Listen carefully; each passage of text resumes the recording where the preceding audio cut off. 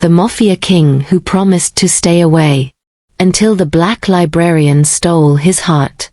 Blood ran down Dominic Valenti's hands as he carried the trembling woman through the cold, abandoned warehouse near Gary, Indiana. His Italian suit, once sharp and pristine, was ruined. His face revealed an emotion rarely seen, fear, raw and immediate. Celeste Monroe, 34, with dark skin that caught the dim light and her hair twisted neatly, clung to him, pressing herself against his chest. Behind them lay 6 men, their bodies still, the result of Dominic's lethal precision. Men who had underestimated the consequences of threatening the person he had never allowed himself to care for. 2 days earlier, Celeste had been shelving books in her small Bronzeville library, unaware that her life would change in a single moment. Now she was being carried across a scene of violence by the most feared crime lord in Chicago, a man whose influence stretched from Lake Michigan to the outskirts of Indiana. She should have been terrified. Instead, she held on tighter, burying her face against him. How did a woman devoted to books and community end up at the center of a world ruled by power, danger, and blood? Before we continue, leave a comment with where you're watching from, and subscribe so you don't miss the next story. Let's begin. Dominic Valenti stood in the center of his penthouse, tall and broad-shouldered, surveying the city he controlled. The lights of Navy Pier glimmered below, reflecting off Lake Michigan, a stark contrast to the life of calculated violence that had built his empire. At 42, he was the undisputed authority over Chicago's underworld. From the Gold Coast to the industrial corridors of Gary, Indiana, every significant operation moved through his network. 3 generations of Valentis had carved their place in the city. His grandfather arrived during Prohibition, learning early how to navigate both opportunity and danger. His father, Salvatore, had expanded the family's influence ruthlessly, leaving a trail of enemies in his wake. When Salvatore was assassinated outside a Little Italy restaurant, Dominic had not mourned. Instead, he had methodically dismantled those responsible, leaving nothing to chance. By 28, the Valenti organization was under his control, transformed from a blunt, violent operation into a shadow empire that operated efficiently and invisibly. Legitimate businesses now masked the darker dealings: luxury real estate developments, high-end restaurants, private security firms. Politicians, judges, even police captains were aware of their positions within his world. Favors owed, subtle threats delivered, envelopes exchanged. No one challenged him without consequences, and few even considered trying. Yet his physical dominance was complemented by precision. Salt and pepper hair framed a square jaw, dark eyes assessed every angle, and his presence alone commanded attention. In his penthouse, every detail, from Italian-crafted furniture to rare art, reflected both taste and control. Despite this outward confidence, Dominic's emotional world was fortified. At 25, he had entered a marriage of convenience with Vittoria, the daughter of a New York crime family. Their union had been strategic, meant to strengthen alliances. She had been beautiful and distant, a perfect partner in appearances but cold in intimacy. After 7 years, a car accident ended the marriage. Dominic had suspected it was no accident, yet relief had outweighed grief. Emotional attachment, he realized, invited danger, and for someone in his position, danger was deadly. Since then, women entered his life only temporarily. Expensive gifts and carefully curated experiences were offered in exchange for clear boundaries. When attachments formed, he ended them, always prioritizing safety over desire. Lorenzo, his consigliere for 40 years, often remarked that Dominic had ice where a heart should be. Dominic did not argue. He had watched powerful men destroyed by talking wives, jealous mistresses, and targeted children. Emotional bonds were liabilities, and he refused to expose himself. Still, Dominic had known influence was incomplete without understanding. His grandmother had been the only person to ever speak plainly to him. A first edition of Richard Wright's Native Son had been hers to give, a gift she placed in his hands with quiet instructions. To rule intelligently, he needed to understand people unlike himself. Power without understanding was cruelty. That lesson had stayed with him, buried beneath years of strategy, violence, and control. The inciting event came quietly, without warning. During an unseasonably warm January, a pipe burst in his penthouse, leaking water onto a section of his rare book collection. Among the damaged items was that first edition of Native Son. The sight of the book, soaked and vulnerable, summoned a memory of his grandmother, of her voice and the lesson embedded in that gift. For the first time in years, he felt a pull toward something that was neither a business decision nor a calculated advantage. Lorenzo had already researched experts to restore the collection. Each recommendation led to the same name, Celeste Monroe, a woman whose reputation for preserving African American literary works had spread across the Midwest. Normally, Dominic would have delegated the task. Minor matters never required his attention.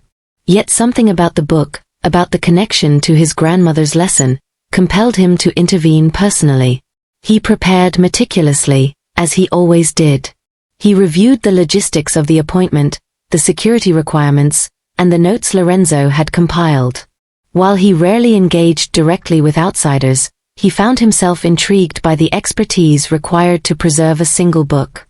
It was not curiosity about the value, the rarity, or the potential leverage. This was something entirely different. Dominic stood near the windows, his gaze sweeping the city below.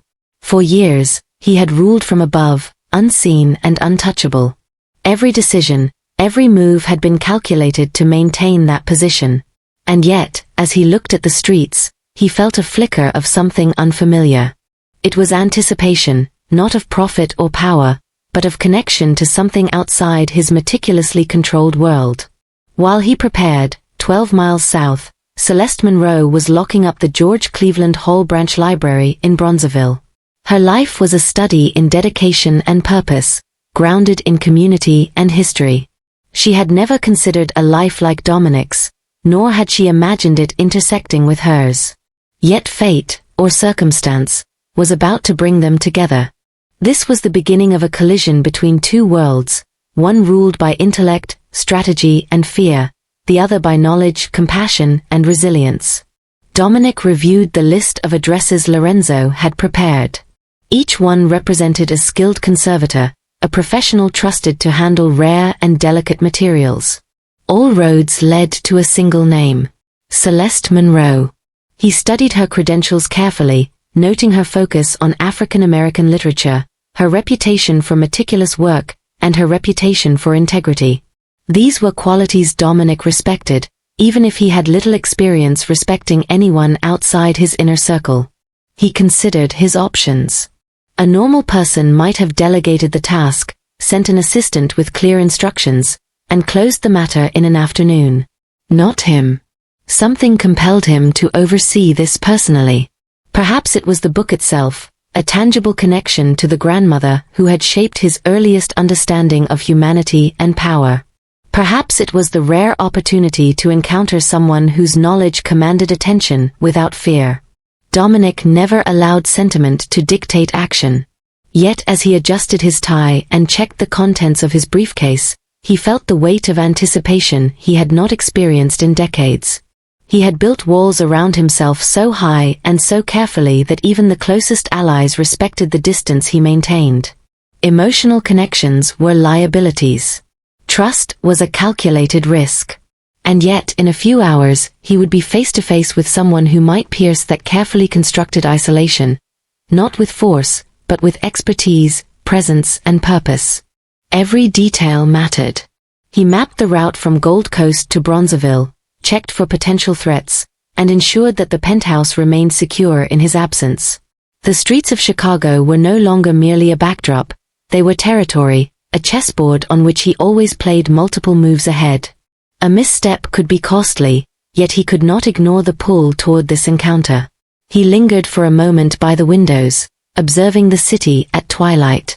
Lights began to flicker on in high-rises and townhouses, street lamps lined avenues, and the traffic below moved with a rhythm that only someone like Dominic could truly decipher. For years, he had watched Chicago as a strategist, calculating influence and advantage. Tonight, however, he was anticipating something entirely different, an interaction that had no clear rules, no predictable outcome, and no promise of control. He recalled his grandmother's words once more, her insistence that understanding people different from oneself was a form of strength. Perhaps it was this lesson that made him step away from pure strategy and toward curiosity. Dominic had never approached life for curiosity alone. Everything had a purpose, a return, a clear objective. Tonight, that objective was undefined. That made it both unsettling and compelling. 12 miles south, Celeste closed the library doors, securing the last of the lights. The building was quiet, the kind of silence she cherished after a long day of tending to the needs of students, researchers, and community members. Her world was orderly, precise, and meaningful. It was a space where knowledge reigned, where the weight of history and literature could be preserved and shared.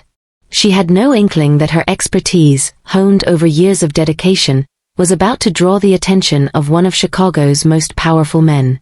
Her evening routine was simple: lock the doors, check the inventory, catalog the day's acquisitions, and step out into the brisk winter air. The streets of Bronzeville were familiar, comforting, and contained none of the calculated danger that governed Dominic's life. Here, Celeste moved with ease, blending into the rhythm of the neighborhood she had grown up observing and improving. Meanwhile, Dominic prepared for the drive. His driver waited, discreet and reliable, a silent presence accustomed to high-stakes errands. The route to Bronzeville was set, the precautions in place. Dominic's mind was unusually active with anticipation, analyzing what he knew of this woman and what he did not. She was a professional, a scholar, someone whose work demanded precision, patience, and understanding. That, he realized, mirrored qualities he valued but rarely encountered in his world. The collision between Dominic Valenti's carefully constructed empire and Celeste Monroe's dedicated, grounded life was imminent. One world defined by power, control, and consequence, the other defined by knowledge, care, and preservation. Their meeting would not be accidental, nor would it be inconsequential. The book that had survived years and weathered damage would serve as the bridge between two seemingly opposite realities. Dominic checked his reflection in the mirror one last time. His face was calm, betraying nothing of the anticipation churning beneath. Control was his nature, preparation was his instinct. Yet beneath the composed exterior, a flicker of something untested stirred: curiosity, caution, and the faintest hint of vulnerability. As he stepped into the car and the city lights reflected off the polished surface of his vehicle, Dominic felt the first tangible pull toward a life that had no place for a man like him. For the first time, he was stepping into uncertainty not dictated by strategy, power, or fear, but by something entirely human: the possibility that understanding, connection, and expertise could open doors he had long kept closed. The drive to Bronzeville began. In a few minutes, Dominic Valenti, the king of Chicago's underworld, would meet a woman whose life had been lived in stark contrast to his own. He did not know it yet, but this meeting would set in motion events that neither power nor preparation could control. Celeste Monroe's day ended like any other, the soft echo of turning pages and quiet conversation lingering as she closed the George Cleveland Hall Branch Library in Bronzeville. She paused at the threshold, adjusting the strap of her satchel filled with returned books and notes. The library was more than her workplace. It was a sanctuary, a vessel of history, and a hub for a community she had devoted herself to for over a decade. She carried the legacy of her family in every careful movement. Her grandmother Odessa had arrived in Chicago from Mississippi, carrying nothing but determination and the knowledge she had secretly acquired while cleaning houses in the North Shore suburbs. Odessa had taught Celeste that understanding was a quiet form of rebellion, that knowledge could survive neglect, and that the written word could empower in ways physical strength could not. Celeste's mother, Lorraine, worked 2 jobs to ensure her daughter could attend Northwestern University, cultivating both ambition and resilience. Degrees in library science and African American studies had been only the start.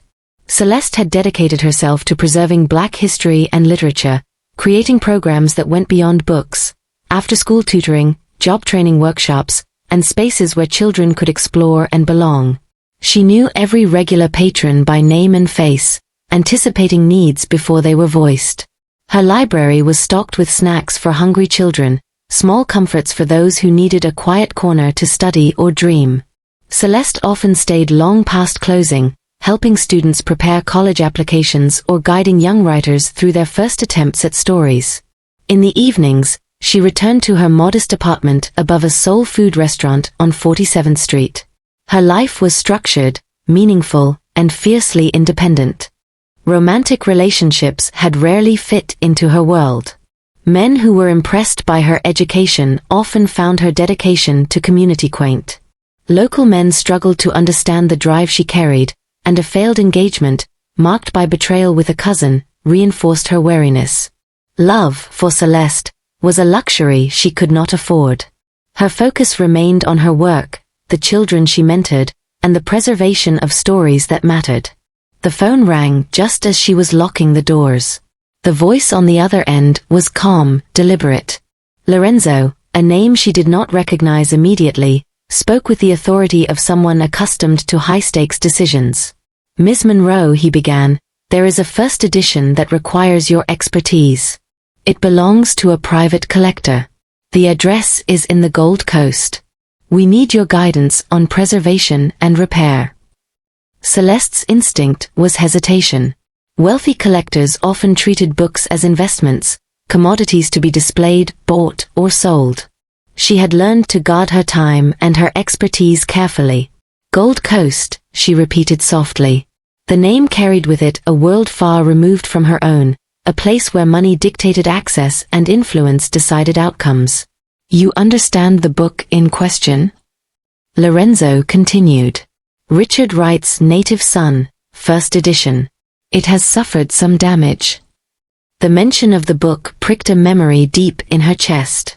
As a child, she had held a copy of Wright's novel in her grandmother's small reading room, absorbing the raw truths, the narratives of injustice and survival. This was more than a task. It was an opportunity to preserve a work that had shaped her understanding of the world. Her mind raced, weighing professional caution against personal reverence. Her grandmother's voice guided her. Knowledge was a responsibility. The call of history was stronger than fear. With measured resolve, she agreed. "I will come," she said, surprising herself as much as she did him. "I will come." The elevator doors of the Gold Coast building opened into a world that made every structured hour of her life feel small. Floors of polished marble stretched beneath her feet, leading to hallways adorned with museum-quality art. Italian furniture occupied spaces she had only seen in photographs, each piece worth decades of her library budget. Then she saw him. Dominic Valenti stood near floor-to-ceiling windows, his posture commanding, his eyes calculating. He watched her as though he were assessing every nuance of her being in a single glance. She caught the edge of something dangerous in him, an energy she did not fully understand. His suit was immaculate, his presence undeniable. There was a quiet power about him, the kind that made others hesitant without requiring a word. He noticed her intelligence immediately. The wary precision in her eyes, the dignity in her posture, and the understated confidence she carried struck him with a force that bypassed curiosity and landed somewhere closer to recognition. He understood instinctively that this was someone whose mind worked differently, whose work demanded respect rather than compliance. The hour meant to examine the book stretched into 3. Celeste spoke not only of preservation techniques but of the history that surrounded Wright, the context of 1940s Brooklyn, and the relevance of his words in contemporary life. Dominic listened in a way no other collector ever had, not as an owner or a patron, but as someone seeking to understand why it mattered. He asked about meaning, about the human pain and complexity behind the text, and about the choices that had shaped its creation. He shared a memory from his own life, lessons from a grandmother who had taught him to recognize power and use it wisely. The resonance unsettled her. Philosophical observations about race, morality, and authority came from him without pretension, forcing her to reconsider her assumptions about him and the world he occupied. By the time she left, the professional agreement was no longer simple. The book would require multiple visits, care that only she could provide. Against every instinct and warning, she knew she would return. Celeste stepped further into the room, her eyes scanning the collection of rare books and the meticulous arrangement of artifacts. Each piece spoke of careful curation, wealth, and a life lived in a world entirely unlike her own. She approached the table where the damaged copy of Native Son rested, its edges frayed, pages slightly warped by water. Dominic did not move from his position near the windows. He observed her quietly, noting her precise movements, the way she handled each item with reverence, the care in her touch. It was the kind of attention that could not be taught, only earned. He had expected competence, perhaps courtesy, but this was something deeper, respect for history, for words, for life itself. The first hour passed with Celeste explaining technical preservation methods, dehumidification, careful flattening of warped pages, and gentle cleaning of stains without compromising ink. She spoke calmly, methodically, her voice a rhythm that filled the spacious room without intruding. Dominic asked questions not about value, not about rarity, but about the meaning behind right sentences, the weight of his character's choices, and the societal currents that shaped the narrative. He leaned closer when she explained the historical context, the segregation, the tension, the moral complexities right embedded in his work. Her voice conveyed passion, intellect, and empathy all at once. He felt a stirring he could not name, a reaction that bypassed strategy and calculation. For the first time in years, he was compelled to listen without judgment, to absorb rather than direct. As the discussion turned to the philosophical, Celeste found herself answering questions she had never considered aloud. He asked why certain passages struck harder than others, how historical oppression continued to resonate in contemporary life, and what responsibility lay with those who inherited the legacies of injustice. Her responses were measured yet candid, revealing insight tempered by personal experience. She spoke of Bronzeville, the community she had chosen to serve, the programs she had built, the students she had guided, and the gaps in understanding that persisted even in well-intentioned efforts. Dominic absorbed every word, his mind tracking her reasoning, noting her observations, cataloging the nuances of her perspective. Then, he spoke of his own past. Not the underworld, not the empire, not the violence, but lessons from his grandmother.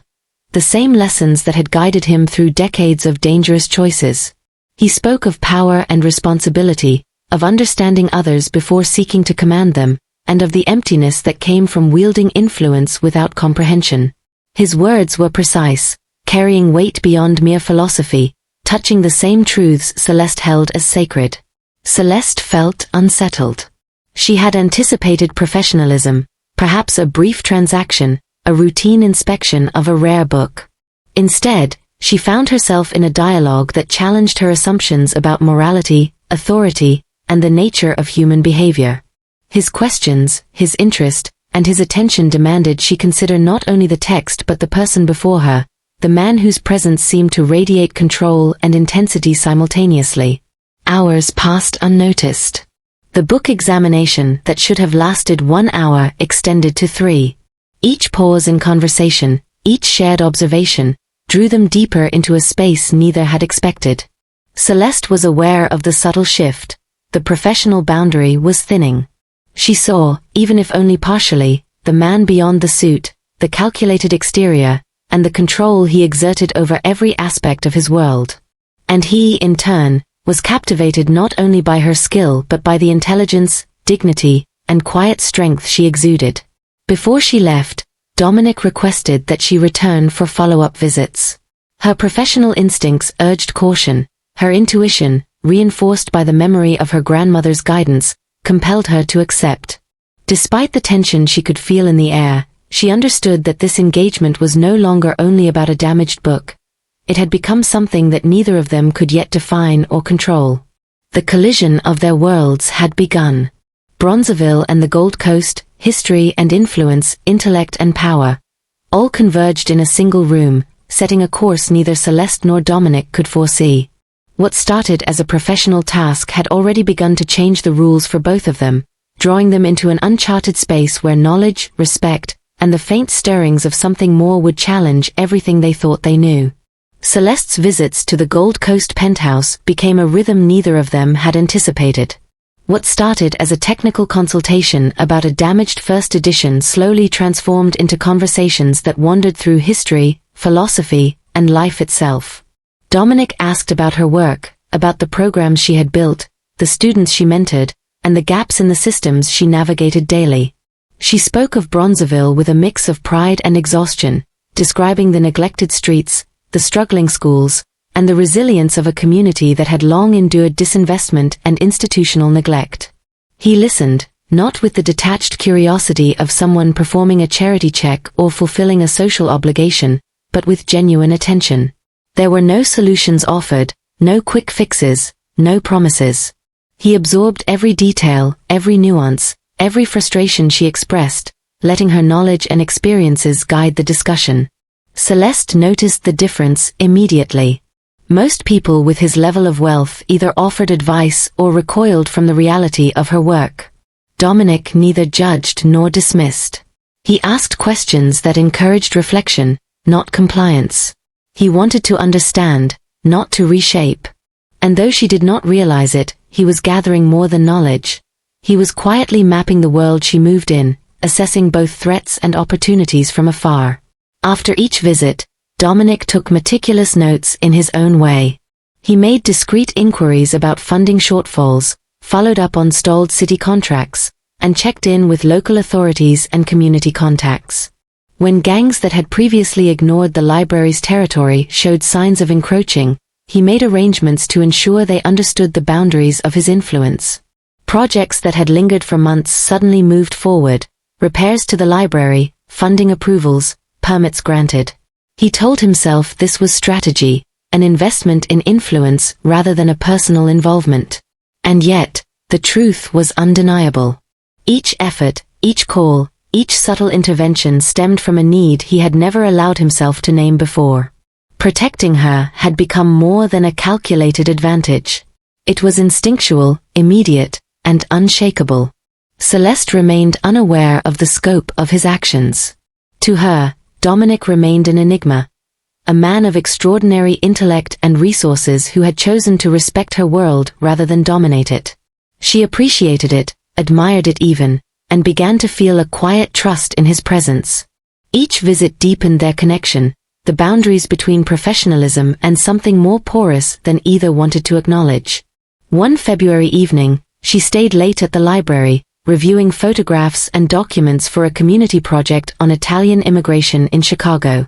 As she flipped through an old newspaper, she froze.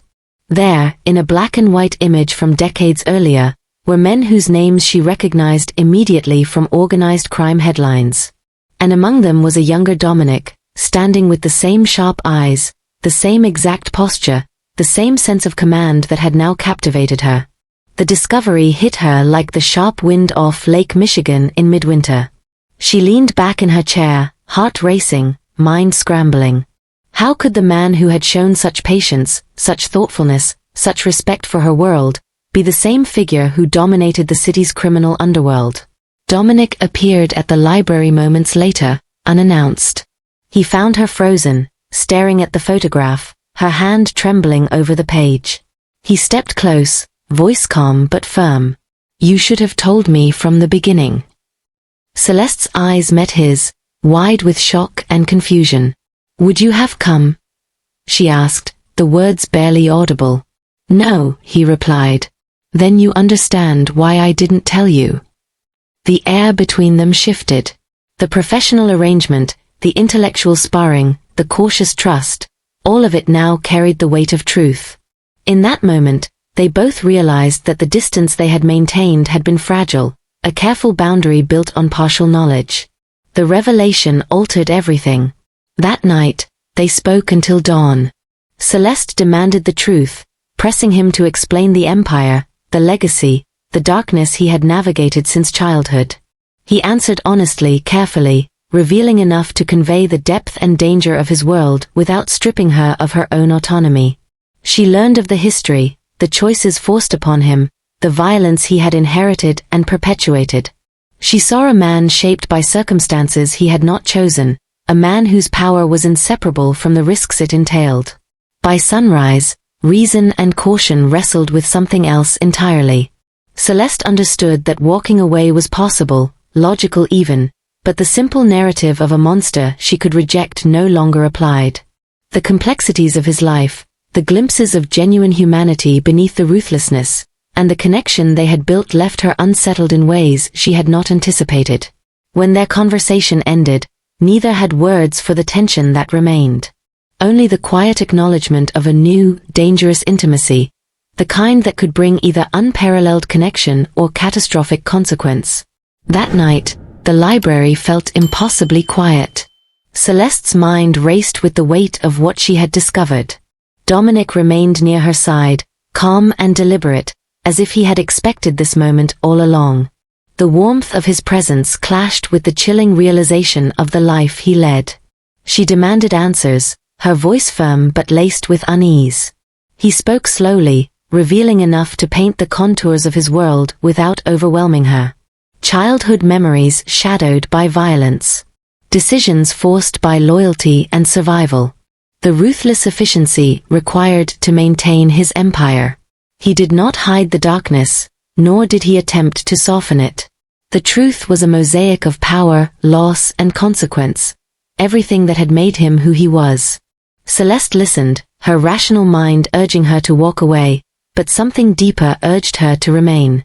She saw him not only as the man who ruled the city's shadows, but as someone who had never truly been free to choose his own life.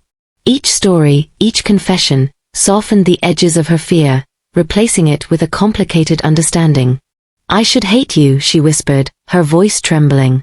"You should," he admitted. "I don't think I do." The words hung between them, taut and electric. The air shifted as the distance they had maintained collapsed. Impulse overcame hesitation. A kiss followed, desperate, angry, questioning, yet undeniably real. It was an exchange that crossed boundaries neither had anticipated, revealing desires they had fought to ignore. Afterward, Celeste returned to Bronzeville, carrying the quiet knowledge that her world and his were now irrevocably linked. Nights at the penthouse became a new rhythm. She learned the subtle contours of his life, private tables at exclusive restaurants, drives through territories that bore the marks of his authority, conversations that dissected morality and power in ways she had never encountered. In return, she shared her world with him. Late evenings spent helping students, walking tours highlighting Bronzeville's rich history, Sunday dinners with family recipes carried from generations past. Dominic began to see the city in ways he never had before. What had once been black and white became layered with nuance, humanity, and complexity. Her intelligence, curiosity, and courage challenged him in ways that no adversary or ally ever had. She refused intimidation, refused to accept any illusion of dominance. Each interaction forced him to reconsider the rigid beliefs he had maintained for decades. And yet, the reality of their connection was dangerous. Love in Dominic's world was a threat to life itself. Enemies would exploit vulnerability. Celeste could not be allowed to be collateral, yet Dominic could not sever the bond. Every visit, every conversation, every shared moment tightened the knot of inevitability. He should have walked away. He could not. What began as professional engagement had transformed into a connection neither fully understood, yet both could not deny. Trust, respect, and an unspoken passion wove together a complicated tapestry of emotion, one that defied conventional boundaries. They were learning, testing, and revealing themselves in ways that were thrilling, terrifying, and transformative. By the time March arrived, they were no longer simply Dominic and Celeste. They had become a pair whose connection challenged the rules of his world and her expectations.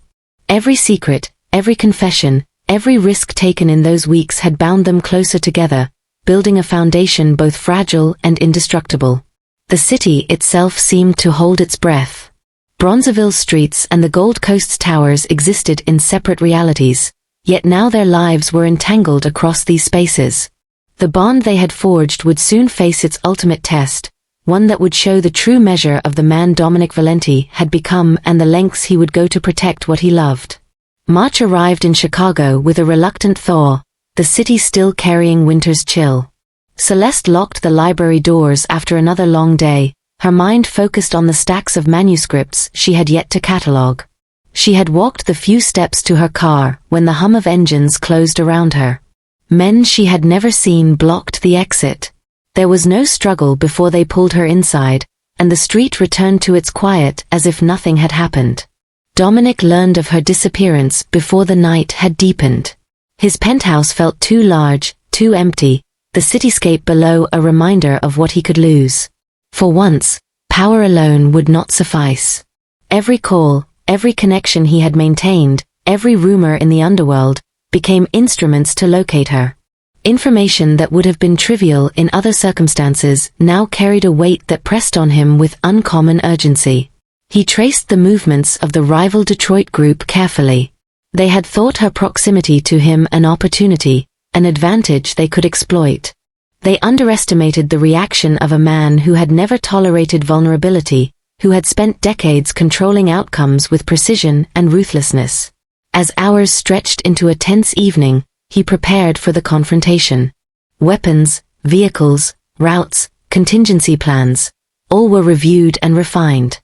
Yet there was no trace of hesitation in his movements, only a single-minded determination that left no room for error. The men responsible for taking her would find that violence could be directed with efficiency as sharp as intellect. Meanwhile, Celeste sat in the dim light of the warehouse where she had been held.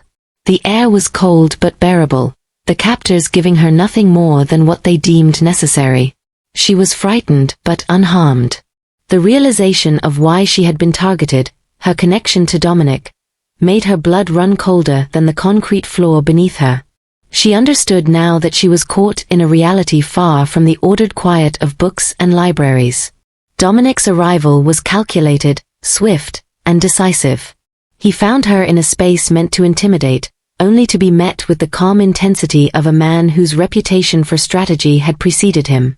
What emerged was not a carefully controlled crime lord but a force older, primal, and terrifying in its focus.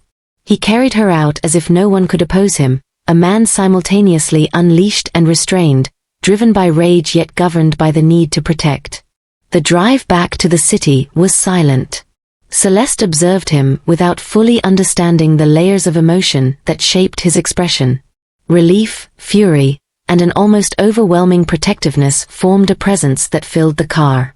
She realized that the man who had fascinated her intellectually was capable of actions she had only glimpsed in stories of ruthless power, yet those same actions were devoted entirely to her safety. By the time they reached his penthouse, the gravity of what had occurred had settled between them. Celeste stepped inside and saw the man stripped of any pretense of control he had maintained in front of others. The hands that had dispatched threats and controlled outcomes with lethal precision were now visible, not concealed. He did not boast or explain.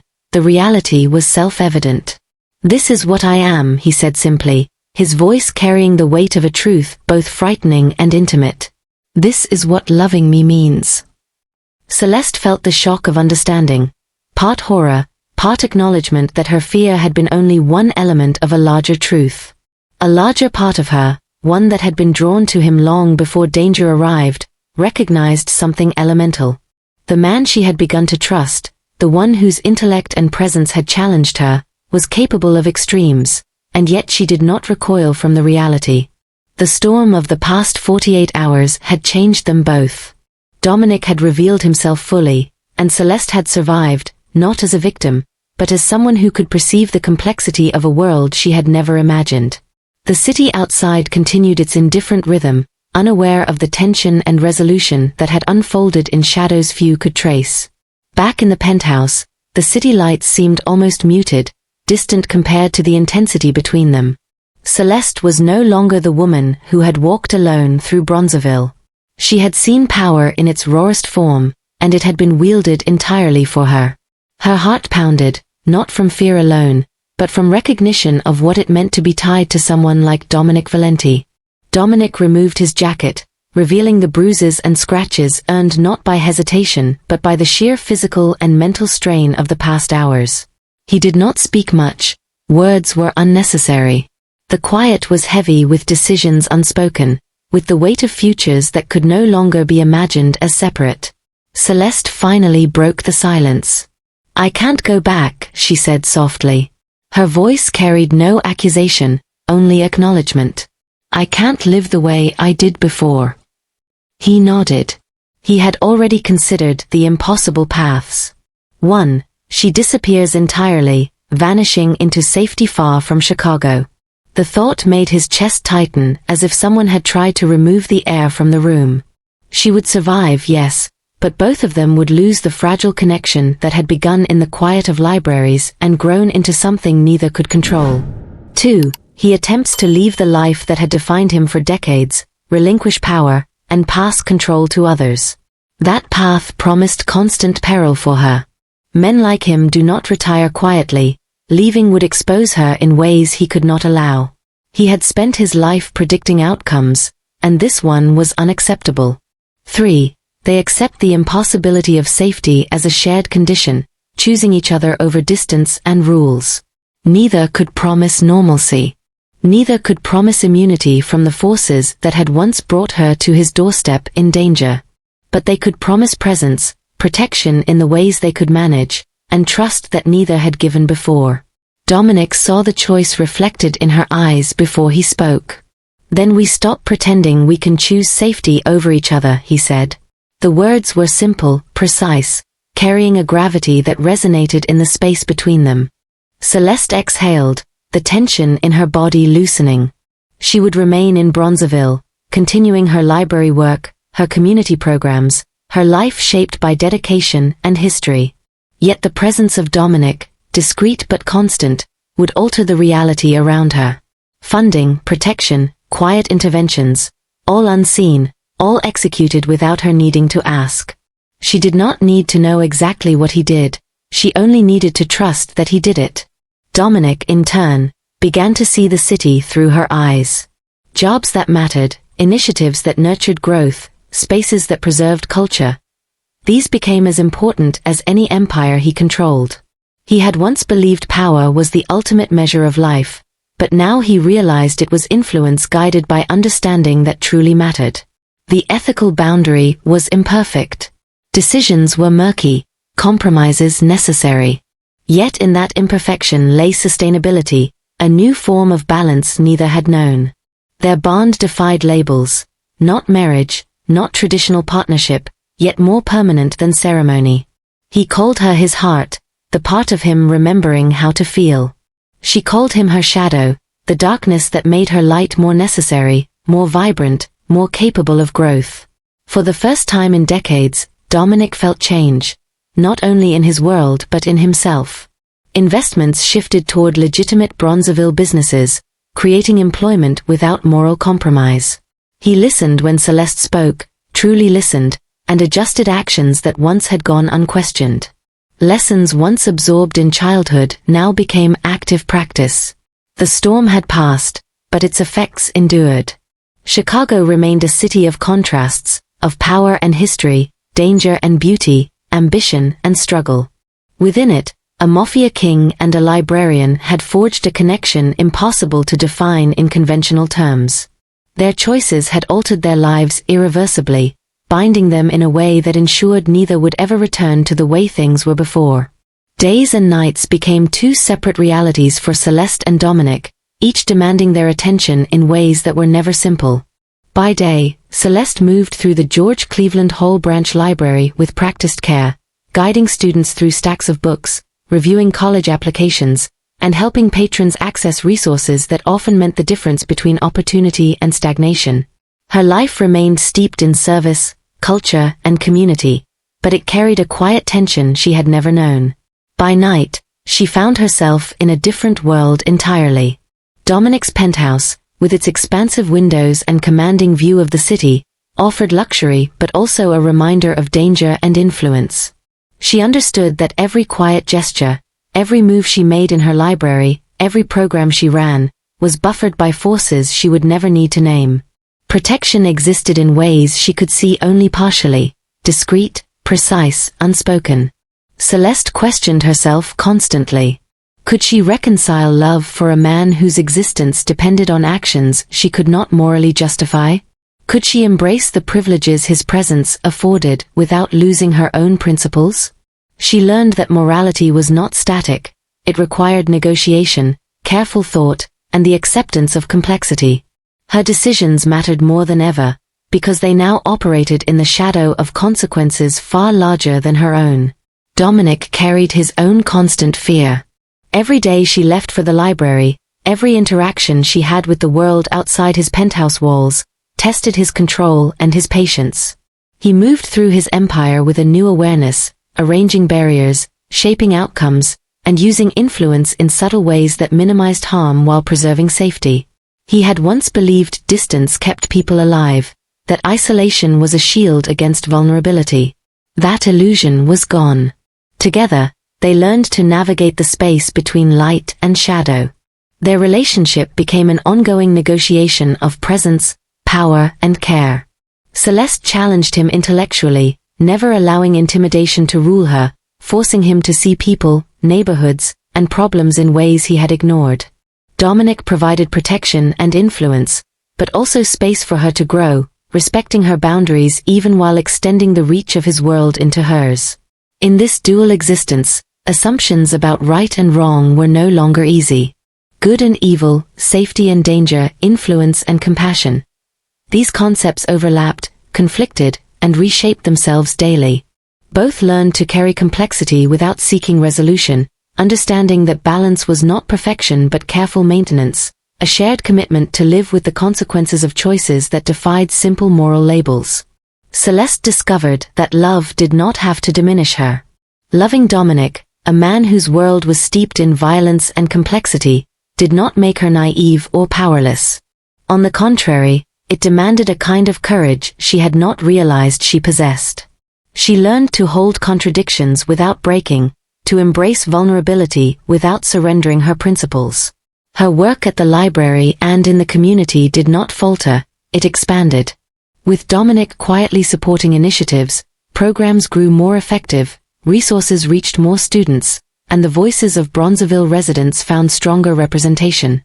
She encountered opportunities that would have been impossible alone, yet she remained grounded in her mission, careful not to let influence overshadow intent. Through the relationship, Celeste discovered parts of herself previously hidden.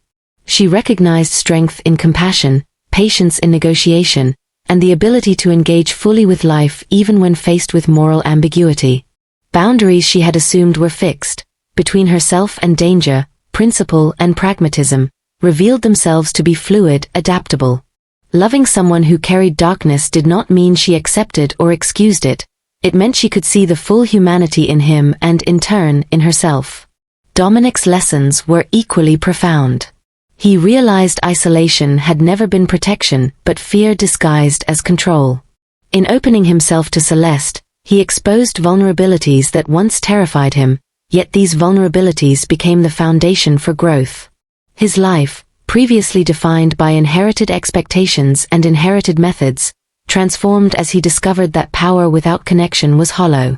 For the first time, he understood that influence alone could never replace human understanding. His grandmother's early teachings, lessons about empathy, observation, and grasping the struggles of others, now made complete sense. Connecting with Celeste revealed that understanding someone's life did not mean manipulating it. It meant sharing space with them authentically, appreciating their choices and challenges. Love, he realized, did not weaken him. It provided a reason to protect, a reason to expand beyond the persona the world had forced upon him. Together, they learned that morality and connection were not neat equations but ongoing negotiations, where compassion, caution, and respect intersected. Their experiences demonstrated that life's greatest lessons often came from engaging fully with complexity, holding contradictions, and choosing presence over avoidance. In the end, Celeste and Dominic each gained insight into human resilience. She understood the depth of her capacity to love and lead, while he understood that his greatest strength lay not in power alone but in the willingness to protect, connect, and grow alongside someone who challenged him to see more than the shadows of his past. Some stories cannot be labeled as simply right or wrong. They exist in spaces that challenge expectations, where boundaries are never as clear as we assume. Love, power, and morality overlap in ways that force reflection and reconsideration. Celeste and Dominic's lives are proof that the heart can hold contradictions without breaking, and that connection can emerge in the least expected circumstances. Chicago itself mirrors this duality. The city holds extremes side by side: Gold Coast penthouses gleaming above Bronzeville streets, corporate boardrooms running parallel to backroom negotiations, history preserved in libraries coexisting with shadows of the underworld. Life in this metropolis refuses neat classifications. It is chaotic, beautiful, unforgiving, and alive with possibilities.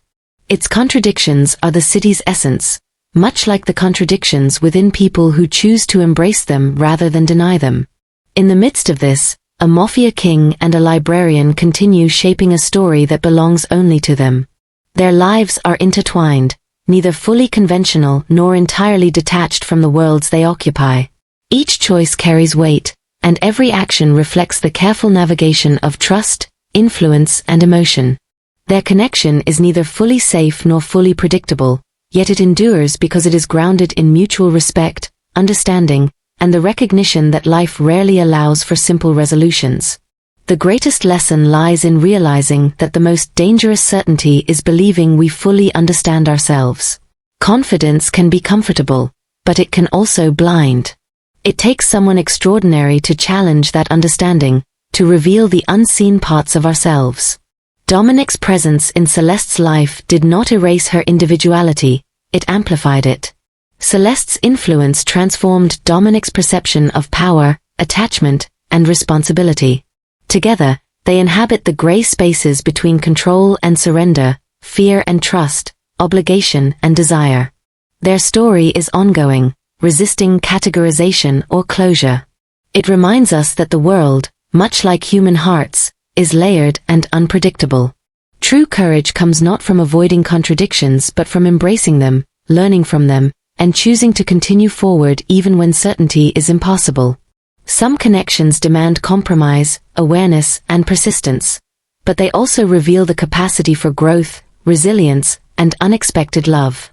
Could you love someone whose world challenged everything you believed in? Or would you walk away, no matter how strong the bond? Think about it as you reflect on Dominic and Celeste's story. Thank you for watching this story with us today. Your support means everything, and we love sharing these journeys with you. Drop a comment below telling us where you're watching from. We read every one. If you haven't already, hit that subscribe button so you won't miss the stories we have lined up. Tomorrow brings another tale filled with intensity, passion, and choices that defy expectations.